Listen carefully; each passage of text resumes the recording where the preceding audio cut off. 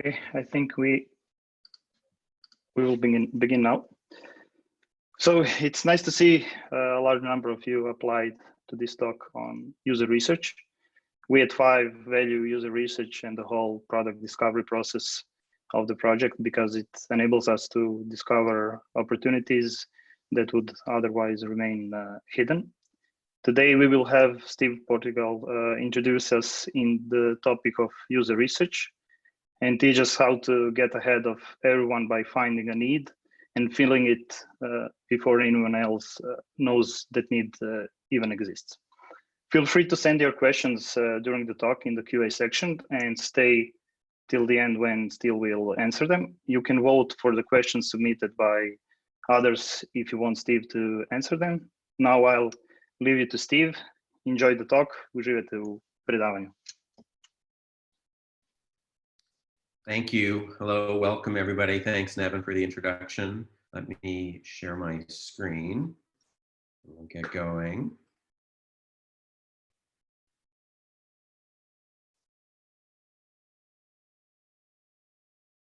All right, just a moment here.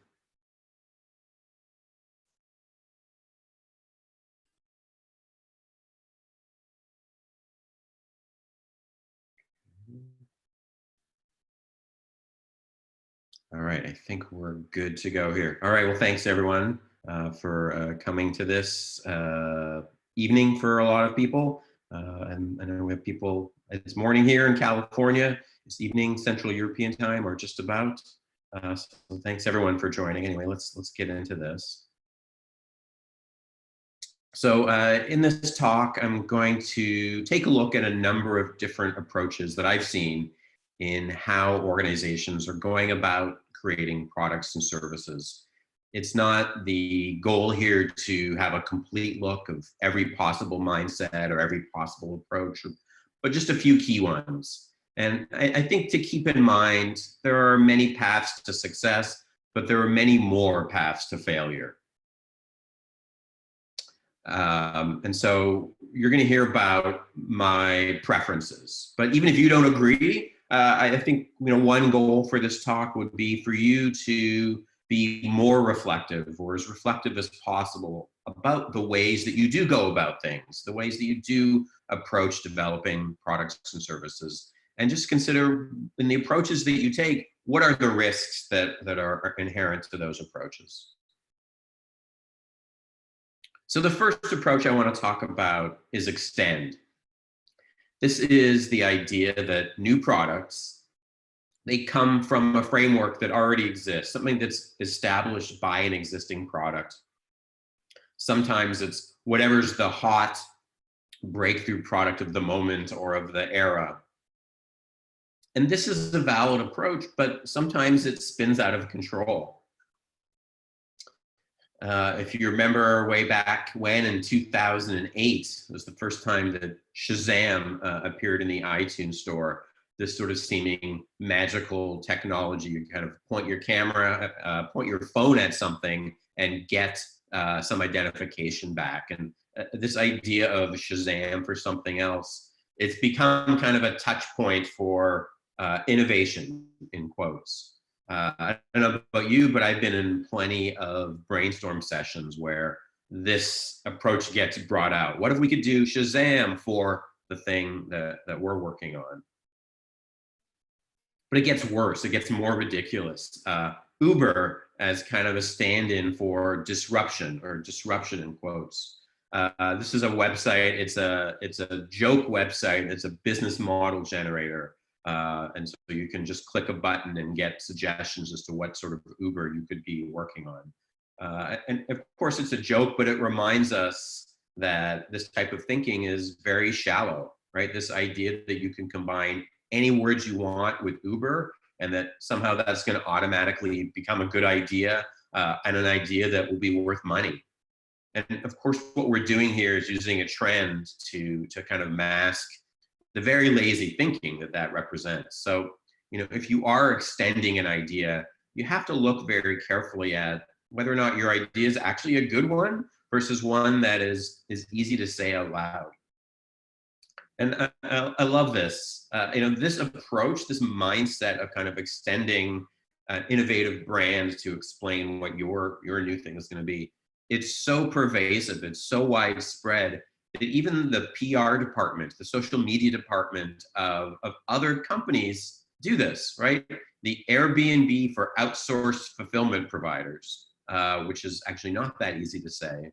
But that's how they're talking about their own company. They don't have a narrative for their own company beyond like Uber for, like Shazam for, like Airbnb for. Now, in other industries, if you think about the movie industry, this is actually how things work, right? The way that you sell a new product is you present it in the terms of whatever previously successful products your new product is based on. If you've ever seen the movie from the 90s, I think it was, The Player, Robert Altman film, a huge amount of the dialogue which takes place inside Hollywood movie studios is exactly like this, where they just say over and over and over again, oh, it's like Out of Africa meets Pretty Woman. So in that industry, yeah, this is a successful way to go. It's a necessary way to go from a business point of view.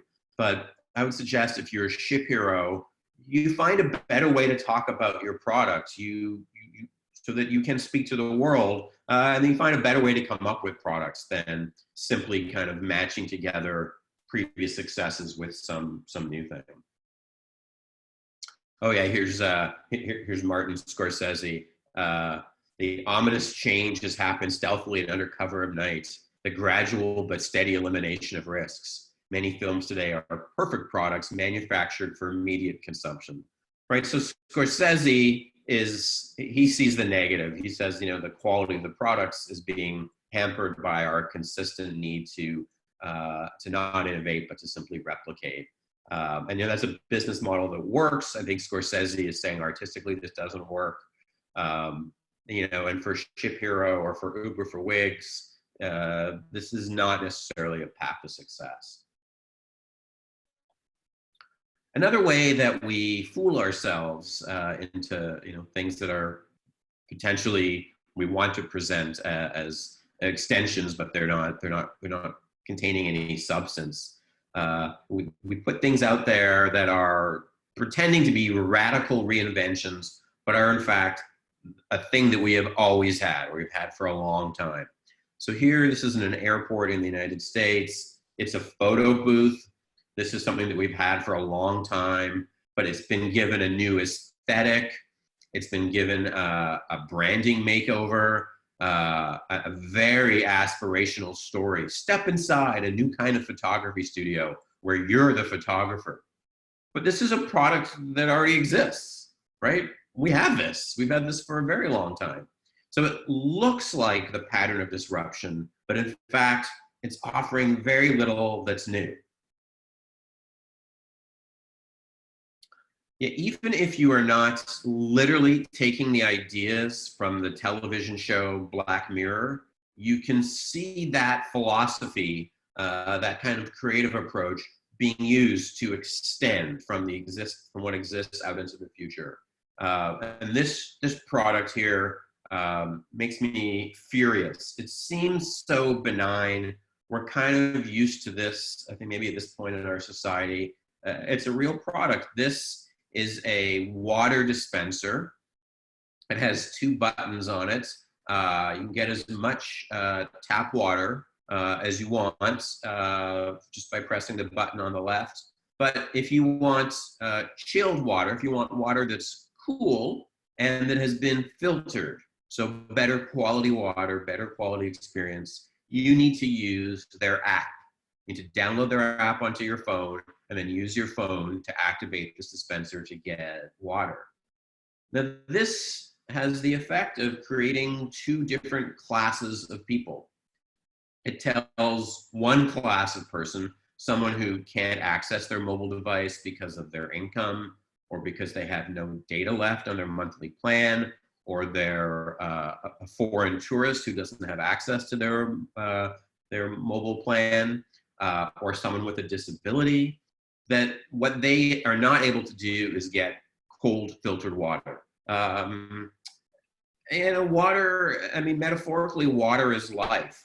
And to require an app to expect someone to submit to advertising, and we don't know what else is kind of expected of you from this app, in order to get access to better water, I think this says terrible things about our society and how we see ourselves.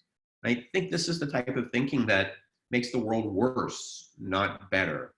But people, those of us in the work that we do to produce things for people to experience, I think we willingly fool ourselves that something like this is a good thing to be doing.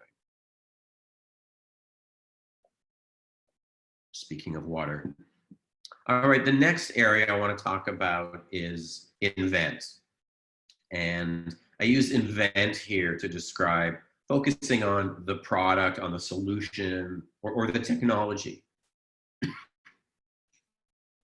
So here is James Dyson, created the Dyson vacuum and many products since then.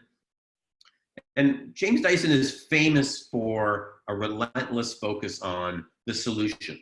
The origin story of the company is about the fact that over 5 years, James Dyson himself made 5,127 prototypes. They tell that story. They've been telling that story for years. So here is focusing on the solution, focusing on creating this thing and making the right thing, getting the thing right. And Dyson is a genius, right? So if you focus on the solution, you are a genius with this level of talent. When you get it right, it works out well, right? Dyson is a success. This is the Segway. And the genius behind the Segway is Dean Kamen. And this was originally hyped. If you remember the period of time before the Segway came out, there was a lot of secrecy about this imminent product that was going to come out, a lot of hype, but it was something that was going to change everything about how we lived our lives, how we got through our day, what everything was about was going to change. But now look at what it's become kind of over the decades since then. It's something that if you go to a shopping mall or an airport, you see the police riding around on it, or like in this picture here, you see groups of tourists on it. It's a brilliant piece of hardware, but they failed to understand how people felt about how it made them look, or anything about the system of how people move between places during their days. So the Segway is not a success. Here's Steve Jobs. Steve Jobs was considered a genius. And he's remembered for when he got it right, less so for when he got it wrong. And I say he, as if products from Apple were the result of the efforts of one person. But yet that is the story of Apple, right? That Steve would obsess over every detail, and he would abuse and push people until they got the details right. And some people want to emulate this, but here's what you need to be able to do. You have to be a genius, and you have to have the kind of personality that would do what Steve Jobs did. And you have to find people to work for you who are willing to put up with that. All those things need to kind of be in place. And those are all separate challenges. Oh yeah, I love this. I hate this. This is a classic example, I think, of invention. It's all solution. So here it's a way to open a door without touching it, right? You would put your arm in it and kind of pull the door back. This is a photograph from a bathroom, a public bathroom in California. But look at what it is. I mean, it's all brutal materials. It's exposed screw heads and stainless steel, and it's so much about its own solutionness. And I mean, look at this fact: the only way to make it usable for someone is to have a separate sign that explains not only what its purpose is that, like, why you should use this, to have a sanitary door opener. So its benefit needs to be explained here, but it also needs an illustration to show you how it should work. And we all open doors all the time, but here's a new way of doing it. So we need a graphic to tell us how to go about opening the door. So this is telling you, you have to do something physically uncomfortable and awkward. Just think about the ergonomics for like a heavy door and what height you're at to kind of do this. So you, the user, you have to make your concessions to it. The solution is kind of in charge here. You're just the poor user. And so taken to its extreme, this is kind of what an invent approach gets you. And I actually came across another one recently. I don't know if people on Instagram are seeing this one, or there's all these variations of it. Very much kind of a COVID era product design and marketing. And this thing looks so uncomfortable. And I mean, if you see this, there's like videos showing how you can press an elevator button with this kind of little gesture and all the things that you can do with this very weird shaped thing. It doesn't seem very intuitive. It seems awkward to use. And it's interesting, I don't know what to do about this, but if you look at the previous example, the sanitary door opener, and this very, very recent product, the Copper Buddy, even though the times are very different, look at what we're worried about right now, and then how we're kind of trying to develop products to sell into that. They're still talking about the same thing, right? Not touching something because it might have germs on it. And I didn't really realize that until I put these together, and I thought, oh, there's some interesting pattern here about how that particular need is maybe attracting an approach to design or a belief around what people will go through, and how we don't need to kind of design for them, but just design and kind of give people things to try to make the problem theirs. Anyway, I'd be curious at any point if you have any theories as to why sort of germ protection is attracting this particular flavor of invention. All right, so now let's talk about the problem, where the work that we're doing is focused on fixing something, on finding some problem and solving it. It's interesting. I think we find, designers, disruptors, people of all stripes that get seduced by wicked problems. Wicked problems are where the problem is not well understood and the solution is not well understood. And some people believe that there is you can't solve wicked problems. That's maybe a whole other conversation. But think about things like income inequality, climate change, securing democracy. This is where we see a lot of the energy and focus that for designers over the last little while. And of course, these things are incredibly important. And for sure, I find it very exciting to see people working on them. And if we do nothing, then nothing will ever change. But at the same time, there's always going to be a lot of necessary work to do that is about ensuring simple problems get solved. So look at this this picture from Dan Saffer. Took this from a website. Someone put this code together and they launched this as an online e-commerce site, an actual working business. This is from 2019, but in our era. If you're on Twitter, you might see a lot of these examples with either the account or the hashtag sucky UX or WTF UX. And I think there's a certain amount of hubris in the way that the design industry speaks. That big picture systemic problems, those are the real jobs now for designers. When the things that designers set out to do to make things easier to use, it isn't anywhere near resolved. I mean, I will say, looking at the current moment, I have been extremely impressed, just anecdotally, looking at how designers and engineers and service designers and other people have rapidly organized to respond to the pandemic and many healthcare and employment and economic crises that are emerging as a result of that.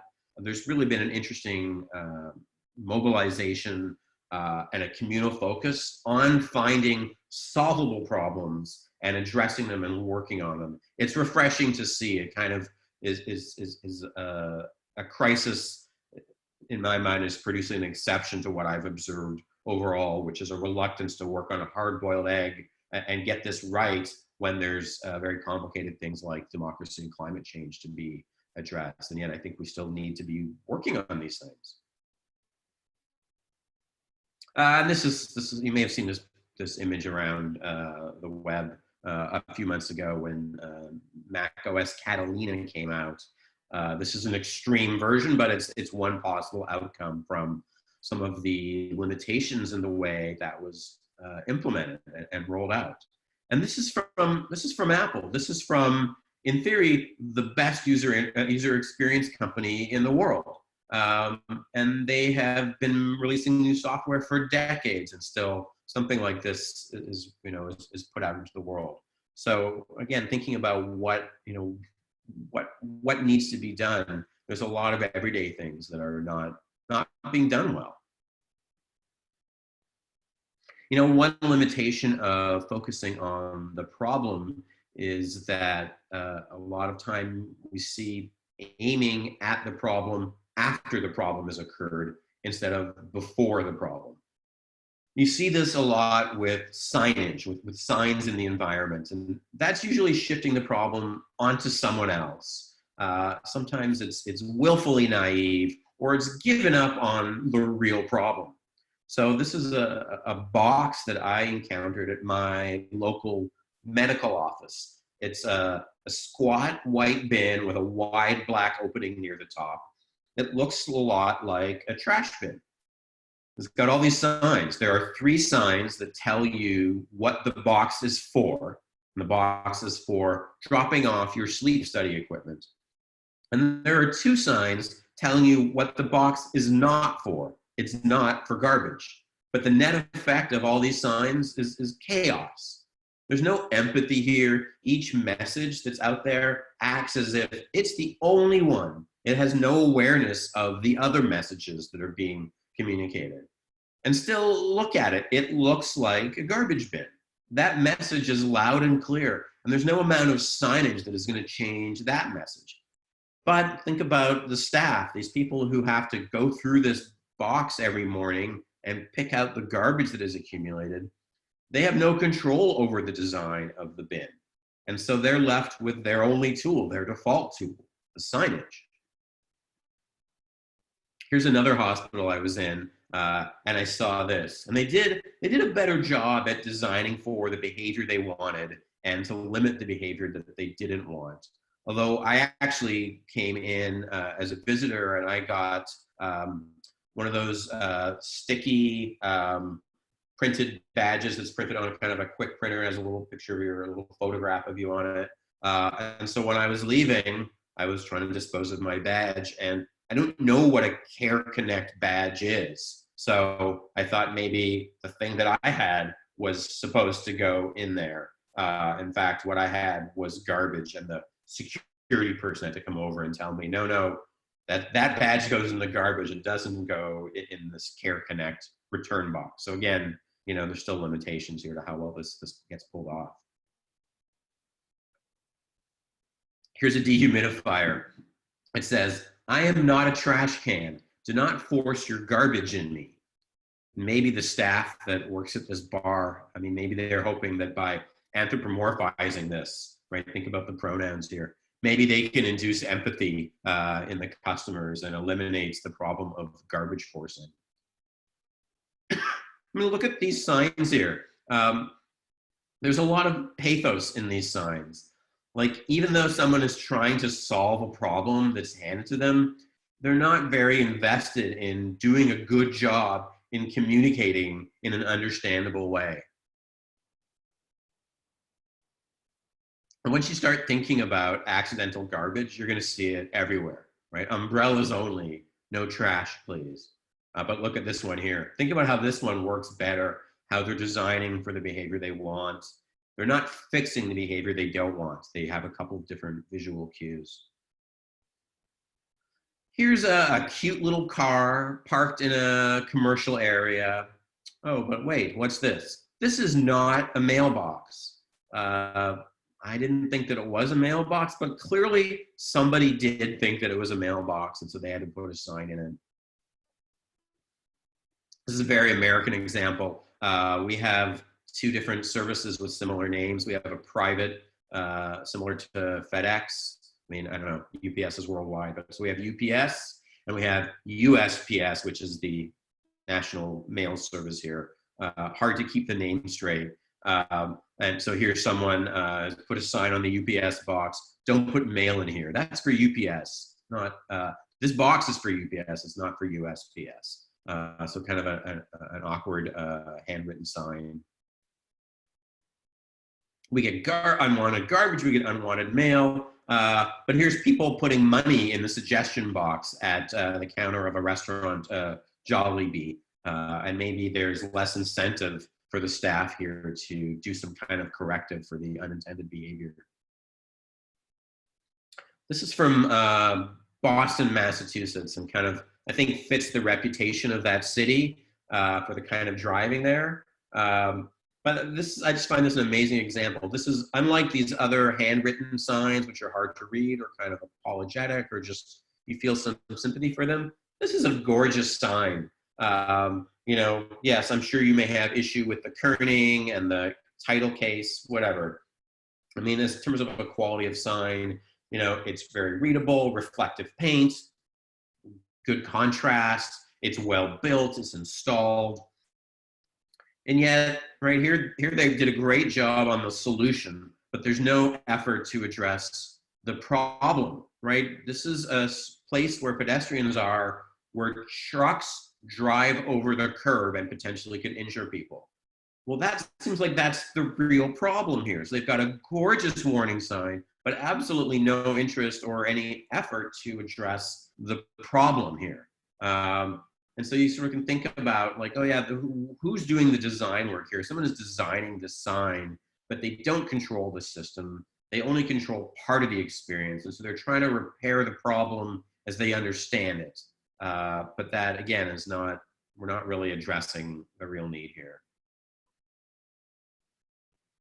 Yeah, I saw this crazy street sign in San Francisco, and that tells you when and where, what days and what times you can and cannot stop in this parking spot. And I got this interesting response. When you have to design a solution to a decision that you have no control over.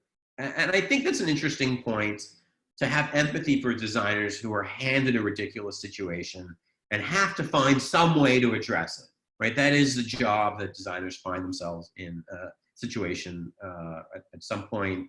And I think at some level that's true, and it is part of what I'm trying to say, but it also lets designers off the hook a little bit too easily. I mean, look at this again, right? This is not a designer doing anything effective to address complexity that was not their choosing. This is a poor visualization of messy requirements. So I appreciate the reflex to consider the plight of the designer, but I don't think that's the overall narrative here. An example here of a successful business that I think really is about knowing the problem.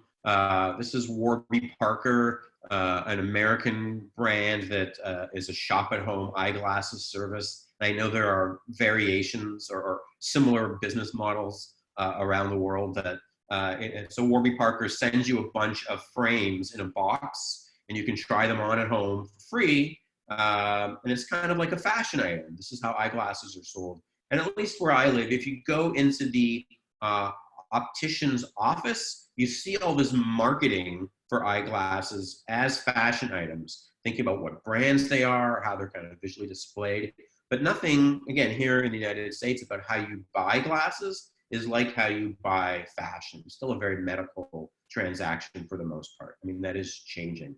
So there are these other models like fast fashion, like H&M and Uniqlo, where the items being sold are much lower priced. They have an aesthetic fashion that's kind of comparable to higher end brands, but maybe the build quality isn't as solid. And there are these trunk club services that send you clothing to your home. You pick the ones you want and you return the ones that you don't want. And another thing that has gone on with companies like Zappos is excellent customer service, making that a core part of the experience. So Warby Parker, they took the design of the entire experience, the entire service. I mean, this is service design. and they worked on being excellent. They worked on fixing problems at every point along the way. And then I think that total approach is something that makes them unique and is one thing that's led them to be successful. Here's the selfie stick. And I want to suggest this is a design failure, that here's a critical usage of the product, taking a selfie that the product itself barely supports. So given how important selfies are, why do you need to have super long arms or some external product, the stick, to easily compose a picture? Why isn't this in the lens? And we get these kinds of solutions, these aftermarket, these kinds of fixes when the original design fails. And I think you could dismiss this as a generational issue. Maybe, if you're my age, taking a selfie is harder. Maybe if this is, you're your age, maybe this is something easier. But I don't know. I think it's a design failure that some people have figured out ways around, and others less so. When we focus so much on fixing things, when we're obsessed with the problem, then the user research that we do is we just test. We test whether or not the thing that we have made has solved the problem. So unfortunately, sometimes user research is seen as the same as usability tests. And of course, that isn't true, right? Usability testing has value, but it's most closely tied to a view of the problem and not a richer consideration of the people that we're trying to empower. You can go and read this and I encourage you to do so. It's a really lovely article by Mark Reddick. And he's talking here in this article about the limitations of problem first thinking. But he also digs into this reframe, and he kind of hints at it here in the quote, that we can look at the situation itself to find the seeds of better possibilities. There's a real humility, and there's a real respect and a curiosity in what he articulates here. And I think that really challenges the notion of what we do or where our value is as fixing. All right, so let's talk now about discover. And when I say discover, I'm talking about starting with people. So looking to understand people, and in doing so, that's how we can reveal new things to make, new products, new services. And the most shallow version of this is observe people. A number of years ago, there was a design award that went out for the company that designed this snow shovel. Not this snow shovel, but a snow shovel. And the whole story about this award and why it was given out was the company that made the shovel, that designed it, they went out and they did research. What they actually did was they observed people shoveling snow. And their big discovery was there were a lot more women than they thought there would be doing the shoveling. So they changed the ergonomics of the shovel to suit women. And of course, this is good, but it's a really shallow form of research. They're just observing what people do, right? They don't have any access to why, to their motivations, to their emotions, or to anything more complex. The thing that gives these stories kind of the veneer of innovation is that the people involved here, they actually took the step to go observe people, to challenge the most basic assumptions about their customers, what gender they are. And what I'm advocating for is to start with people, to understand their lives, their context, their values, what brings them meaning, what emotions they have. And this isn't meant to just be the warm and fuzzy stuff. It also includes, it absolutely includes what they do, how they do it, why they're doing it that way, what other ways they have tried. This is all information that we use to build from. When our banking client was going through a merger, it was turning things upside down at the bank. And so they wondered, well, what's going on for the customers? How is this merger affecting them? And of course, the customers we talked with had a completely different perspective. A big part of the work that I do is letting people present themselves most broadly to us. That means we are listening deeply. We're not checking off a few questions, but we're learning what we don't even know that we need to talk about. So like hearing from bank customers about what's going on in their lives, challenges with health, school, business, work, family, home, you name it. We didn't ask them, tell us about the merger. We asked them, tell us about what's going on with you. And then we focused on the topics that we needed to understand better. Here's another example. We worked with a big telecommunications company that wanted to understand the activities, the products, the companies that people love. And so we looked at environments that people went to because of their emotional relationship that they had with that environment as a starting point. Here's Rainbow Grocery in San Francisco. So we looked at what people were doing, we looked at what was in the environment. And then as a next step, we found people who were deeply involved in different kinds of activities. One person loved pugs, another had a lifelong history with Star Wars, one person was committed to travel, another was a coffee fanatic. And we met with them and we interviewed them about these passions, but also about their interactions with businesses. And we had them compare and contrast between those. We ended up identifying 8 factors that would help create emotional bonds. And we helped our client look at what would it mean for their business to try and act on each of these 8 factors. So our objective was to help the whole company think differently about how they engage with customers and indeed change their culture in response. Here's a close-up of a light pole outside the National Gallery in Ottawa in Canada, where people for years and years have been sticking their admission tickets into this messy collaborative collage. It's this gorgeous and ugly bit of urban art, and it's made right after consuming art in this more traditional way in a gallery. And I include this image as a reminder of another aspect of what we do. We pay attention to emergent behaviors. In other words, what are people trying to do? Or what are they doing on their own, outside of a system or outside of a service? We look at how they self-organize. We look to see how they are using something in a way that is different than how the designer intended. And I'm not necessarily talking here about overcoming the limitations or failures in the design, but how a design can serve as an opening to a new kind of experience. These are clues that we pay attention to that reveal needs and desires and opportunities. So to do this, it means we go to people's homes, we go to their offices, we go to where they are, we go to their context, we ask what they do. We ask them to show us what they do and how they do it. And we get long stories, long answers, where we don't always know what the point is. We want to have them explain everything about their world to us. People may not have a ready answer as to why they do something, but we have to listen for why. We have to ask follow-up questions and probe and infer to try to understand for ourselves just why something is happening the way that it is. And we have to be cautious here, right? One reason people don't talk to customers is that they delude themselves into thinking their customers are just like them, because we all take taxis and buy music online and share photos and order food for delivery.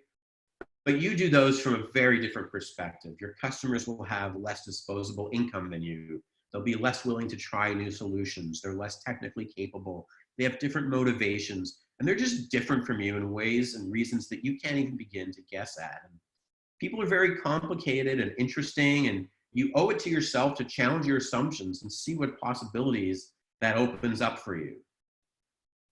You know, notice my stories don't end up with, and they made such and such a product and it was great and ended up making $1 billion. I think those stories are rare if they ever happen. I look at all this that I do as a process, something that's very hard, and that my role is to help organizations really think about their opportunity in a fresh way, to be able to deliberately and carefully choose how and where they want to make a difference in the world in a way that harnesses interesting aspects about people and about the company and their aspirations and their capabilities. And you may see this as a riskier approach to product development. I see it as an investment in reducing risk, because that path is always unclear at the outset, although it may not seem that way. And I encourage you to step back from a problem-solving mindset and instead discover opportunities that are rooted in people. But we're in a pandemic. We can't do this right now. How do we do research right now, right? This is the point at which you might expect to see top 4 tips for doing remote research effectively. The thing is, we're drowning in these articles right now. If you want a good one, look up the one from DScout. We've had plenty of articles about this. We've had plenty more right now. I think there's a cognitive bias at play here where some piece of information is given disproportionate weight. No, you can't do in-person research right now. In much of the world, you can't go to concerts, restaurants, movie theaters, or your friend's house. We're making adjustments, but we shouldn't also be fooling ourselves into assuming that just because something is one way today, that it's going to be that way forever. So I invite you to think longer term than just the pandemic, as overwhelming as it can be to do that. So just two examples to wrap up here under the word innovate. And yeah, what we're not going to do is work too hard to define that term, but let me take a shot at it.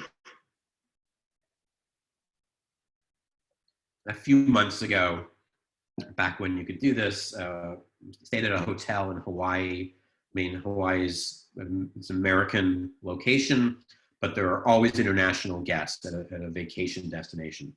So this is the adult pool. In this building are the bathrooms. So over the few days that we spent there, I started to see this pattern. If you wanted to use the bathroom, you'd go look, and if the door was ajar, if the door was open partway, it was free, it was available. So you go in, close the door, lock the door, do what you had to do, and then leave again and leave the door ajar. So one day I went and the door was closed. So I waited and I waited and I went back and sat down, and then I went back and I waited. And after a long time, I finally realized, oh, the use model that I had assumed was not fully shared. And someone, whether it was the staff or another guest, they had left and they had closed the door when they left. There was no one actually in there. And the door has a lock, but that suggests a very awkward interaction to go up to the door and then try to open the door. And maybe the door won't open because it's locked because there's someone in there. Maybe the person in there is startled or surprised and has to say occupied or just a moment. This is awkward and it's unnecessary. And some bathrooms in this situation would have an indicator. Maybe you've seen these when the door is locked or unlocked, it slides a red or green color. You can see the distance. You don't have to go and try to turn the handle. Now, you could put this back in the category of fixing a problem. But why I propose it as an example of innovation is that it's rooted in an insight about people, about social cues that maybe we don't talk about. Maybe it's weird for me to be describing what my social awkwardness is around the bathroom to you. There's discomfort in this environment, at least for these users, around interactions with strangers around the bathroom itself. So the point I want to make here is that changes that we make in products and the experiences, they don't have to be dramatic changes, but when they address something fundamental, especially for the first time, it can be a big deal. Here's the last example I'll leave you with. This is the interior of a tram in Amsterdam. If you enter by the back door, you basically see someone who looks like a customer service representative. It looks more like you're getting help at the airport versus the kind of people I'm used to seeing on public transit. This guy is wearing a suit. He's not in some kind of quasi-police uniform. He's at a desk. He's not behind plexiglass. You can speak to him without having to bend down and speak into a microphone or shout through a window. He makes eye contact with everybody that gets on. He greets you when you come on board. He's there to help you use the transit system, right? He's a human that is there to help you in the middle of the journey. Now you can imagine Amsterdam, like any other city, has problems with people not paying and disorderly or violent passengers. But here the idea is to use a welcome to try to prevent that behavior rather than intimidation or enforcement.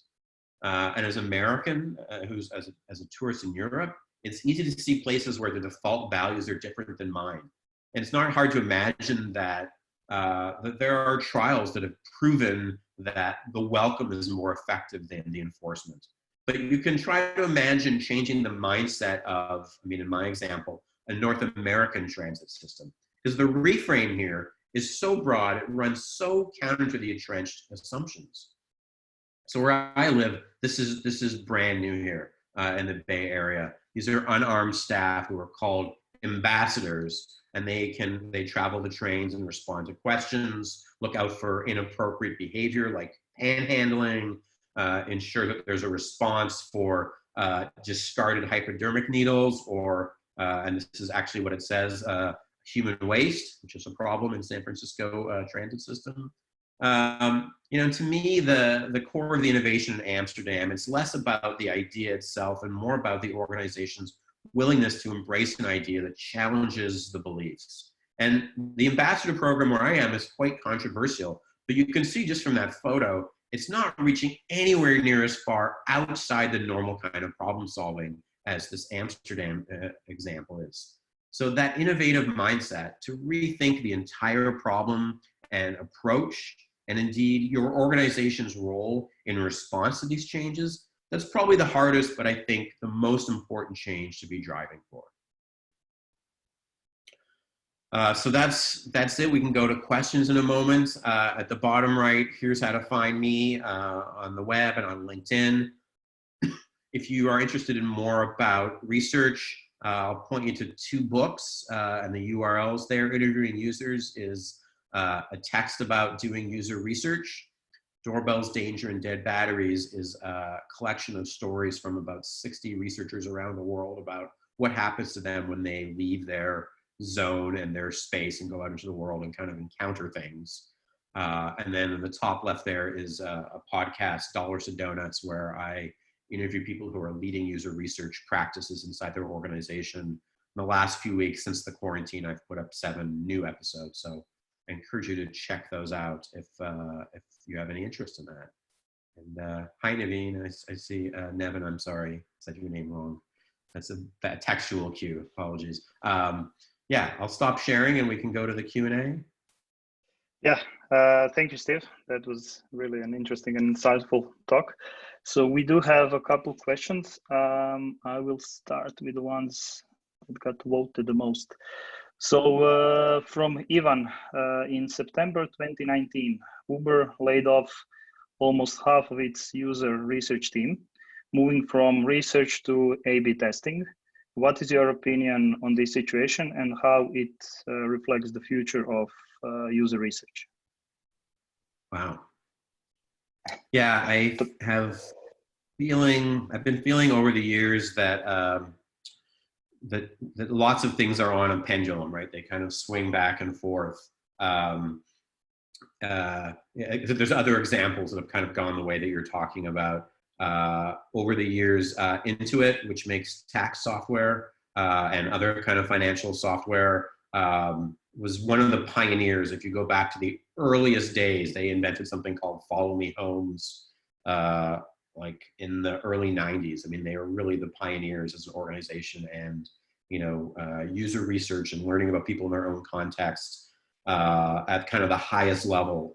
They created a whole innovation organization that was not only to do research and kind of this kind of thinking around design based on user needs, but also permeated that through the whole organization and created a culture change. I mean, an enormous investment. And then went through a period where, like Uber, they took a lot of those people got laid off. That whole organization got shut down. And I don't know where it is at today. It just feels like these things go downhill, and then they go up again and they go down, both in terms of individual companies and then an industry as a whole. I mean, the ways that Uber goes about things and how they invest in research or don't invest in research or invest in design or everything. It's hard to look at, yeah, I mean, it's tempting to look at an individual case and say, like, that's a bellwether, right? That's an indicator of a trend. And I understand where that question, I can empathize with that question is coming from, because I look at changes like that and I think, oh no, like it's the end. No one wants what I do.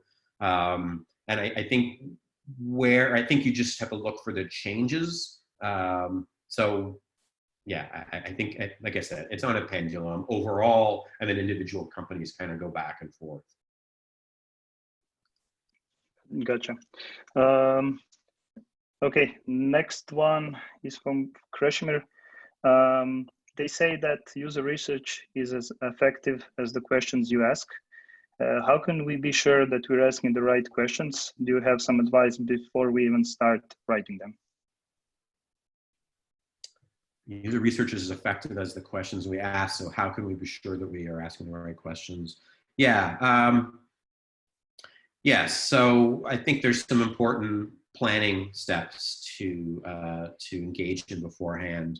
And that is, before you figure out, you got all these logistical things to figure out. Who are we going to talk to? How are we going to find them? What are we going to ask them to do, right? The actual bones of doing research. You have to ask some questions about why are we doing research? And I think about a few different types of questions. One is, what is the business faced with? So, that could be an operational thing, or that could be a thing that we don't know. So Uber might be saying, maybe Uber's the wrong example to pick, but Uber might be saying, how can we be sure? The business question is, we want more repeat rides, right? We see a lot of people riding Uber once. We want to make sure they continue to use Uber. I'm obviously making this up. I don't know anything about Uber's business Uber questions. That's a question about the business. And then the question about the research then is, what is the experience that people have at the end of a ride on Uber? Again, I'm making this up. So, why are people coming back or not coming back? And then we want to learn from people, well, what is it that is happening at the end? That's kind of the research objective, is to answer that question. So you just start with those things. I start trying to align those, because often those are implicit, and you have to do some discussion and facilitation with your stakeholders. Someone says, we need to do some research. Well, you have to start asking, well, what is it that we want to learn, and what is it that we want to do as a result of that? And so that is not, I just made those two things up in 2 seconds, and they're not that good. You would need to have some conversations and try to create some alignments and some shared understanding and some nuance about that. The questions that you then go ask have to be in support of getting to that understanding. And that doesn't mean you say, it doesn't mean you literally ask people the thing that you want to know. It directs you to have that conversation. And so being curious about the topic and knowing what the topic is, and then I think I'm going to contradict myself. It's a balance. Remember I said in the talk that we don't ask people about the merger, we ask them about themselves. So you have to do some reorienting in your approach to talking to people, where what you're trying to do is understand them and how they think about their life and their decisions and their pressures and their factors, and look at that. And what you're going to pull out of that are responses to these goals, these objective questions that you start out with. That is pretty high level, but maybe that's the most I can kind of get to in this format. Okay, thank you. Next one is from Peter. How much of today's design is actually not solving any problems, but just focusing on capturing users' attention, making them hooked to a product for no reason? Yeah. I feel like the answer is in the question, right? And it's a great question, right? I get into this dialogue, or you just see these on design Twitter, kind of a subset of Twitter where people talk about user experience or talk about design, where someone will post some really bad message in an app or some unhelpful email or something. And there's always this response that says, right, engagement metrics for the win, or growth hacking for the win. And I think, right, that question sort of speaks to that there are roles and kind of hierarchies in, I think a lot of it's about incentive structure. My understanding is there are people who, like, say you're work for some company and you're the product manager, your job performance and perhaps your financial compensation is tied to things that are being measured, and those may not be the things that we want to measure. So, how many people sign up or how many people click through is what gets measured.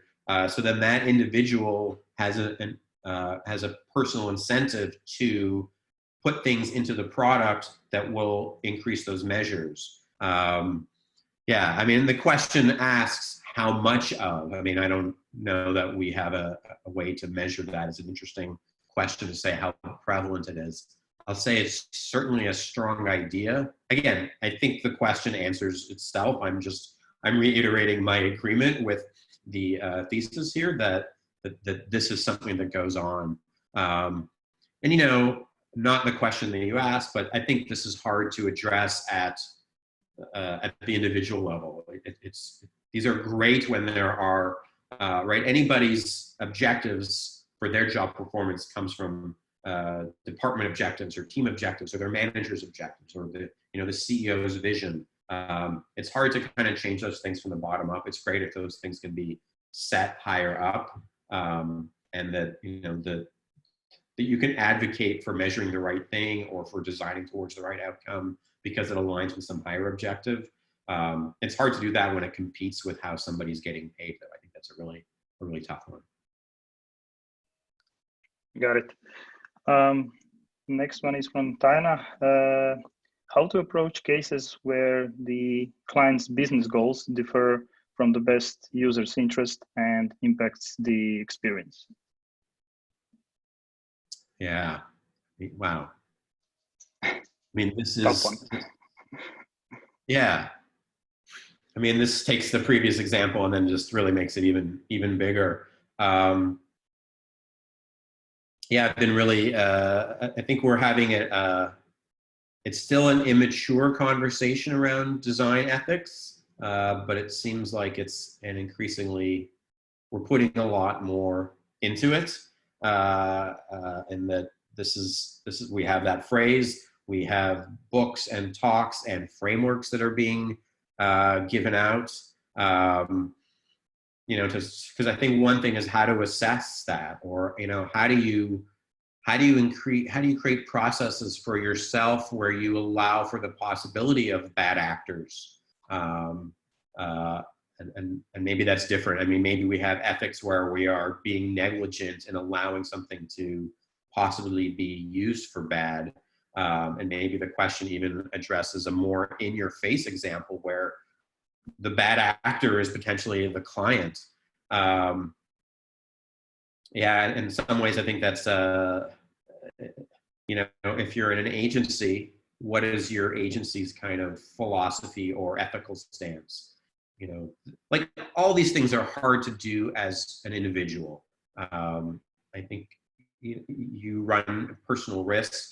I think it's good to have, again, like with the things that we measure, it's good to have an articulated vision, principles, things that we can point to that we have agreed by working here or by hiring us or by hiring me, we agreed to.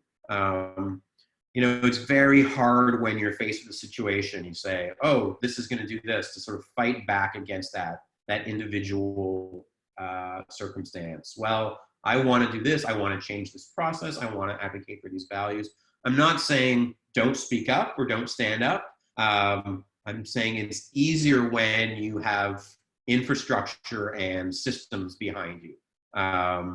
So, you know, yeah, again, if you're an agency, maybe your agency encounters one of these situations and says, you know what, we need to write down an approach and make it, if not part of our contracts, part of our kickoff meetings. So that the individual is not on the hook for this, but that, you know, the agency, the team is on the hook for this. And team, I mean, you don't have to be an agency to do that. In you know, a design team, a product team, a UX team, a research team can also do that and kind of make some declarations. And they don't have to be adversarial.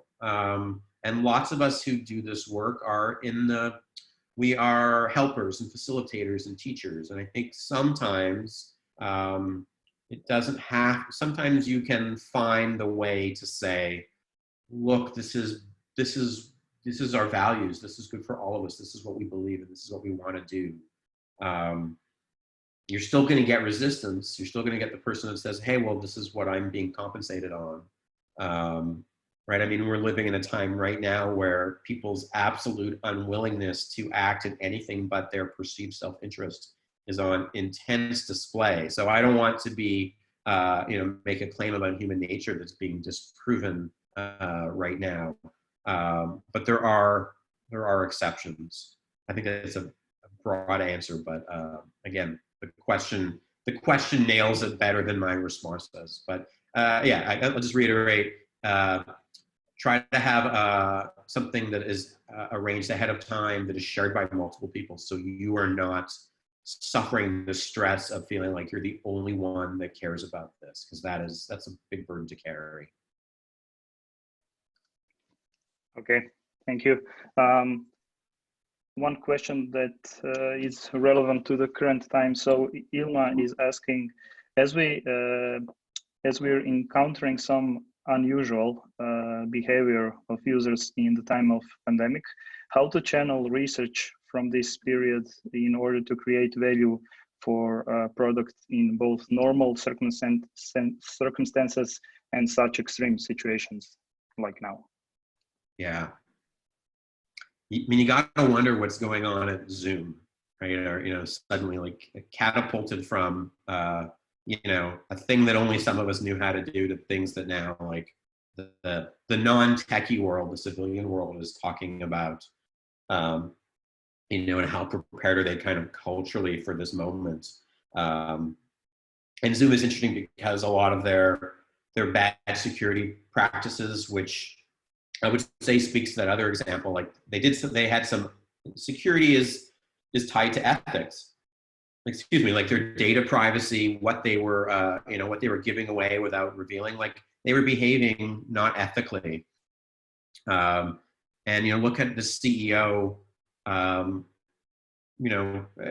CEO made a number of either blog posts or articles or something where they kind of said, "We did this. We're not going to do it." They didn't, I don't know, there was obviously some defensiveness that happened, but they said, and I'm sorry if I have this wrong, but they said, we're going to focus all of our development efforts during this time on security and not on features. So they rethought their kind of mindset for, product growth. And it seems like they've kind of stuck to it. And so the security is better. I think Zoom bombing, has gone down because of some of the changes they've made and a better awareness of best practices. Google has tried to kind of keep up with some of that, but there's things that Google's not interested in fixing because Google has a different kind of mindset.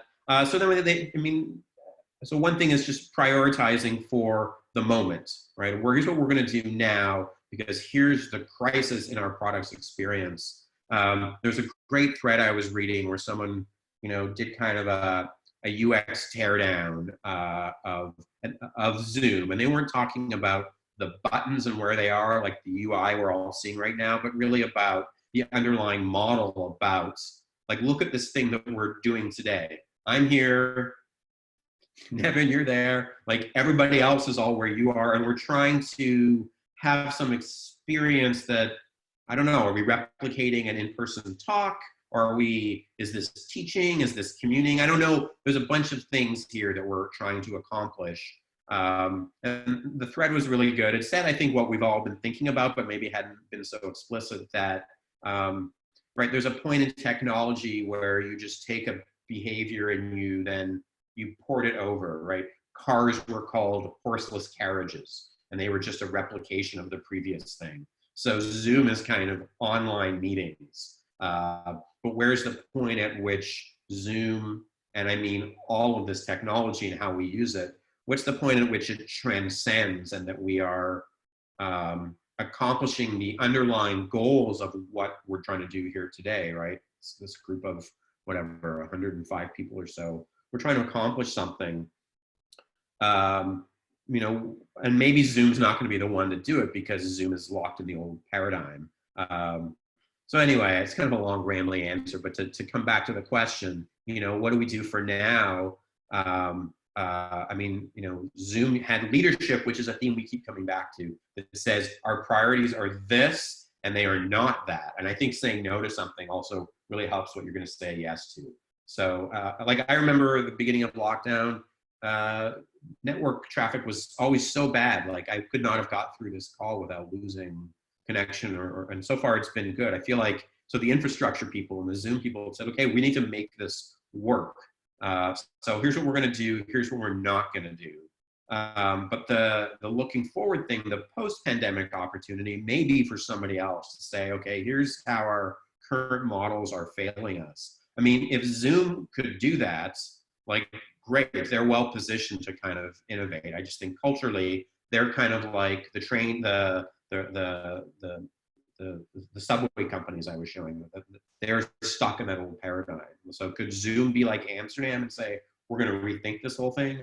I don't know. I mean, that's the opportunity. It's them or it's somebody else, because the breakage of this system, and I mean, I hope you're having fun. I'm having fun. I think this is good, but it's also, it's very 2020, and this is not a 2021 experience. So it's someone's opportunity to create that next thing.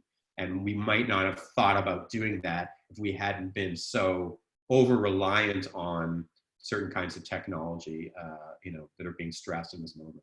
Again, I'm kind of reiterating the question, but maybe adding some thoughts to it.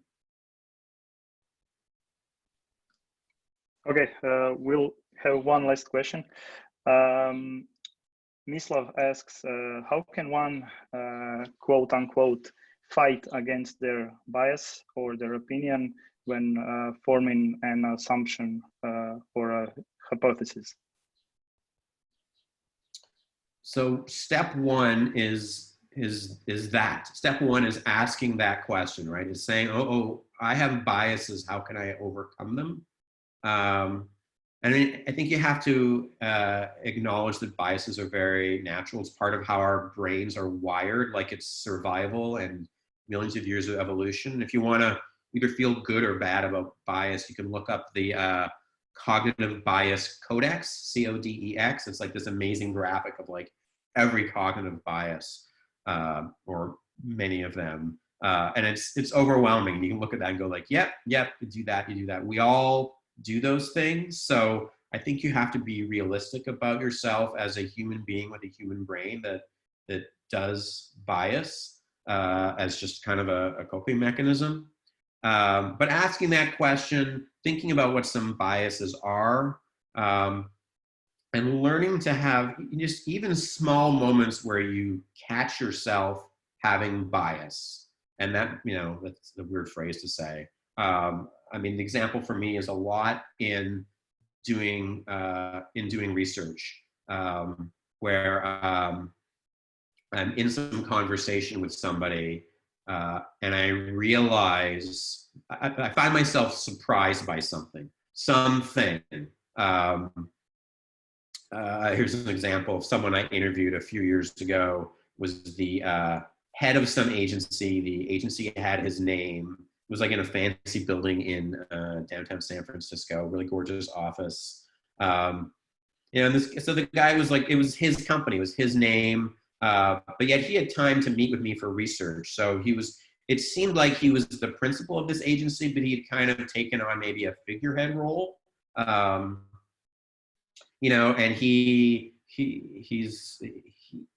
I thought of him, and I didn't realize this at the time, but I thought, oh, this guy's, he told me what his age was and everything. And I thought, oh, this is someone who's kind of headed towards retirement. Just given kind of the whole narrative that I had built for myself about this guy. And we're talking, because the conversation is a lot about what he has accomplished in the past. And that's what I'm asking about. Where we started, how we built, how we grew. As the conversation proceeds, he starts to talk about what he wants to do, what his goals are, what he wants to accomplish. And this is terrible for me to kind of admit this, but I'll just to address this issue. I found myself kind of surprised, like, oh, there's a bunch of things you want to do. This is my own inner monologue. I didn't say this to him. There's a bunch of things that you're trying to accomplish. Like, you're not finished. You're not headed for the retirement home. You are not giving up. And it wasn't, and so I think the shallow thing to do is like, isn't it interesting that this person still has goals? My takeaway was, I had made an assumption based on my own age biases And yes, you can be my age and still have age bias. Doesn't matter how old you are, you always think people older than you are like really old. And so I was able to kind of hear my own assumptions. So the surprise was, you know, like, why is that surprising? Oh, it's surprising because I assumed something else. Well, why did I assume that thing? Because I have biases. The thing that I love about doing research is that is one of the most fun things intellectually. Like, I'm there working for a client, trying to learn things, and I have all this pressure for research, but I discovered something about myself, and I actually have the opportunity to change it a little bit.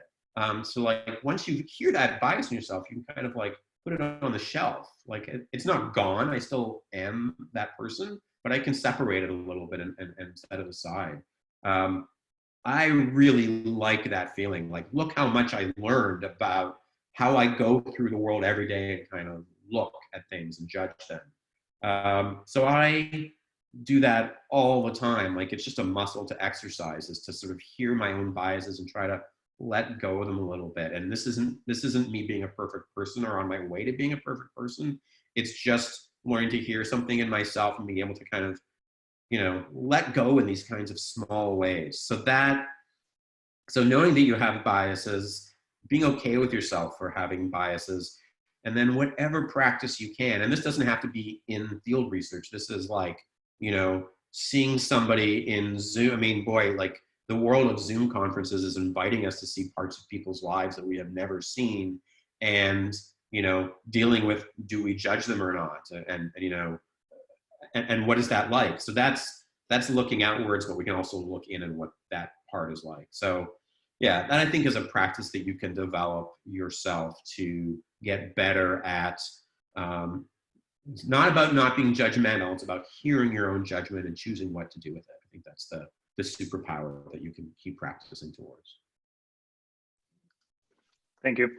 Okay, so we'll wrap it up here, but feel free to send any of your unanswered questions to our official mail. So that's tbd@5.agency. So we'll try to answer the rest of the questions we don't have time to. Thank you once again, Steve, for joining us today. Hopefully we'll get a chance to listen to you again sometime. And for all of you in the audience, stay tuned for more TBD events to come. Thank you for listening and sending your questions, and till next time. Bye.